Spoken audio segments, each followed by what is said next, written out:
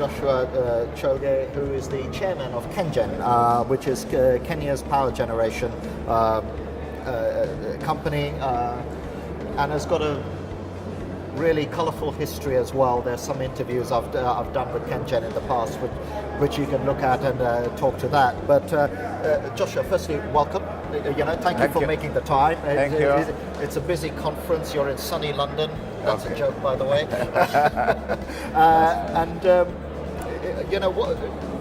What are some of the things that you're looking to achieve from a KenGen perspective, being at an event like this, which has got all the power investors around and so on? Okay. Thank you. When we come to such conferences, we have certain people we are trying to target. KenGen generates 70% of the power consumed in our country, Kenya.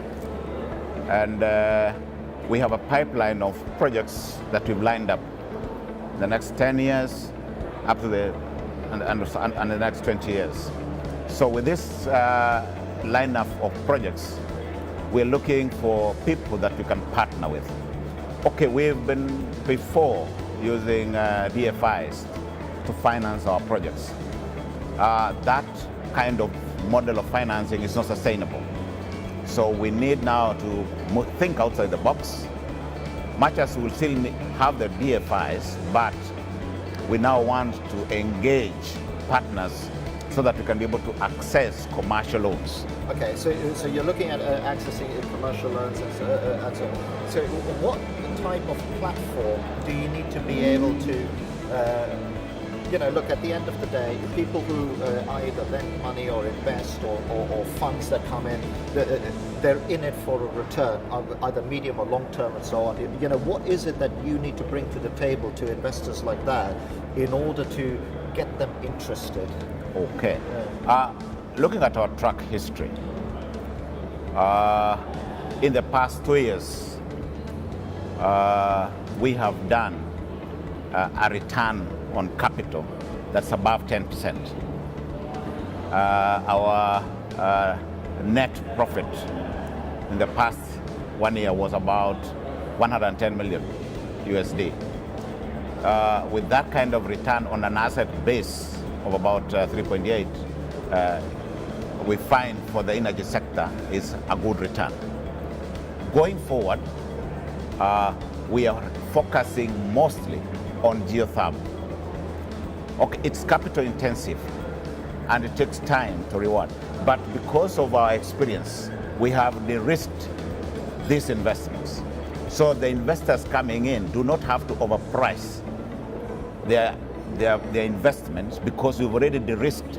We already have the steam. So there's no risk of sinking the money in a drilling well and getting a dry well. We are just bringing them in to be partner with us to convert the steam into energy. Okay, so if you look at all of that, if I go back to a subject that I've talked about a lot and is recently in the press, you've been asking for a tariff increase, especially linked to your hydro projects, where you've expanded the hydro projects. And it's like and I know that can get very emotional in the mainstream press, okay. but we're here in the power press. We understand the dynamics of how that works.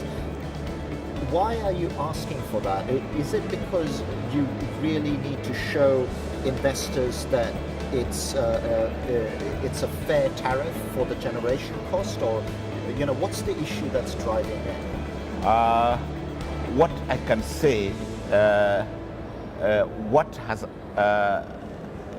affected, what is informing, and that's why I think the government has a point, is the request for this power increase in tariff could actually be mitigated if we could improve on our efficiencies. Right. We are losing a lot in our transmission.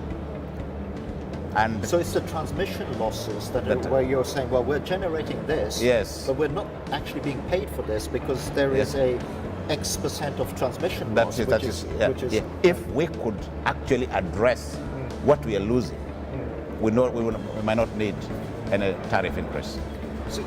So how do you think that could be addressed? Because it's not, what you're saying is not unique. Yeah.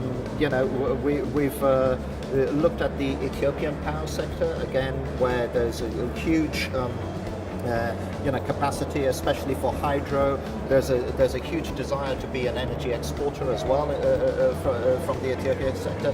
But we keep going back to this transmission and distribution thing. It's like there's no point having a power plant, whatever method it uses to generate electricity, if you can't evacuate the power and also do so at the best affordable efficiency that you can. In Kenya, that issue is being actually effectively addressed, because why we're having these losses is because the transmission is old. It's been there for 30, 50 years. And with government guarantees and so on, we've been able to, the country has been able to access cheap credit. Right. And now we've been able to modernize these transmission lines. And that way, we'll be more efficient, there'll be less losses. And now that we're doing this last mile, where we are making power available to the people in some of the slums and so on, so they don't have to illegally tap and steal. That's the revenue assurance piece. Yes. So there's other losses, which is through theft and things like that. And what's the you know, what's the roadmap for that? I mean, how long do you think it'll take for you to see a transmission and distribution grid that effectively has the right efficiency in order for you? Because I go back to the financing question. Yes. Right? Yeah, you know, because a financier is not, in most cases, some magnanimous altruistic entity. They want a return. Yeah, of course, that's true. So what do you think the event horizon is for that to be fixed? Considering the level of investment, I don't see this going beyond 3-5 years. Okay. Yeah. Okay. So it's reasonably short. Yes. Yeah. Especially within this sector, you know, 3 and 5 years is a very short time. Short time. Yeah. So the other thing I wanted to ask you is if we can go back to Kenya as well. I mean, again, it is held up as a poster child for, you know, in general on the power side, a lot of the, you know, a lot of innovation. You know, one of your former CEOs, Eddie Njoroge, was saying that, okay, we were the first people to actually let individuals, anybody, have shares in the business and so on, and stories about a stadium with all the shareholders and so on. But where do you see the next steps? I mean, where do you see the sort of next sort of innovation needs or hurdles, either at a Kenyan level or in an African region? Actually, if you're in Nairobi next week, we are having an exhibition in Safari Park where our best brains, we as KenGen, we are very lucky. We have highly talented, highly trained engineers. They are going to showcase their innovation and the best we are actually going to finance to break it, to drive it to commercial. So, and we've used these conferences to tap, and we've been able to tap that innovation into our production. And this has, even the wellhead, it grew from this, the congresses that we have. So we actually tap on the innovativeness of our people to drive our business. And that's solving problems and also creating a local feedback loop as well, because otherwise it's always foreign expertise. Yeah, that's true. And so on. So as we're sort of coming to the end of our time here, you know, if you were to say, I've had a successful conference here, I mean, what are some of the key things that you're looking to get out of AEF? Is it purely the meeting with ministers, or with financiers, or is it other things as well? No, okay. As I said, we have a pipeline of projects. We are supposed to put, we are targeting to put 2,500 megawatts onto the grid. That's a lot. Yeah, and we have We need, for that to do that, we need $9.5 billion. We already have one commitment of 1.4 billion. KenGen can put on the table 1.7 billion. That gives a shortfall of 6.7 billion. So that, we need the financing. But still, for these projects to come to succession, some will need studies, feasibility studies. We will need EPC contractors. We will need the financiers. And these are the people we are meeting here to exchange ideas. Yesterday, my team and I went to the Canadian embassy and were able to meet the businesses from Canada, and we were able to discuss across the table how we can interact, how the businesses can come and join up, team up with KenGen, and how best we can do. And that we're still going to be doing in this conference. It's a reasonably complex web, isn't it? I mean, yes. Can I ask you as well, it's like, this 200 megawatt that you're 2,500 500 that you're looking to put in, I mean, I know it's an iterative process, but you must have some sort of roadmap and timeline. I mean, because Kenya needs it, right? Because you need it for the economic growth and commercial energy use, not only residential. I mean, so how quickly are you looking at putting it on? Okay, the first 140 megawatts is already on tender. Right. The tender should have been opened on 23rd. Right.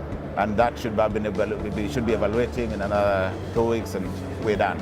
So we're looking at actually breaking ground before the end of the year for the first 140 megawatts, called Orkaria 5. Yeah. Orkaria, another 70 megawatts, an additional unit to the 280 megawatts, is already on tender, and that should also coming in by the end of the year. Then we are packaging about 120 megawatts, splitting it into 3 packages, 30 megawatts each, and we want to do the wellhead. Finance, build, operate, and transfer, BOT. Yeah. So that is also coming to tender in July. Okay. And then we have one of our old plants, Carrier 1, which we want to rehabilitate. Yes. Feasibilities have been done, so we are looking at the final bit on which model to use. Yeah. And that's another, we hope to create another 7, and so on. So it's a very fast pace. And just to finish off, what's the sort of mix you're looking at? You mentioned geothermal. That's probably a big part of your Osaka. Is the hydro all tapped out, or are they? We're not focusing so much on hydro, except one unit that we're still looking at, but we're not committed. But we're looking at wind. We hope to do 80 megawatts in Meru. The financing has already been obtained. That's already locked up. So it's just now preparing the tender documents and finishing the discussion of land. So the 80 megawatts already will be coming on stream. And then another 10 megawatts, we already got financing just in Ngong. That's already financing has been obtained. Nice. So really fast paced, really good. And I have one just. It may be a slightly tangential question. Is whenever we talk about wind in Africa, it always seems to be onshore. Well, certainly what I'm seeing. Yes. There's a few isolated things that's not going on. So, and everywhere else, maybe this is just a cause and effect. Like New York, they're trying to build everything offshore, and this is just an observation. Why do you think that is? Is it because you guys have more land, or is that what it is? Well, maybe, and maybe we don't have the technology for the offshore. And like this, the wind in Meru, we've already got data for almost 9 years. So I mean, logged in that data. makes sense. That makes sense. Good data collection. So, well, Joshua, thank you for making the time to be here. It's been a fascinating discussion. Thank you as well for watching. This is AFTV 2016 in London, and thanks for watching. Thank you. All right. Thank you. Thank you so much.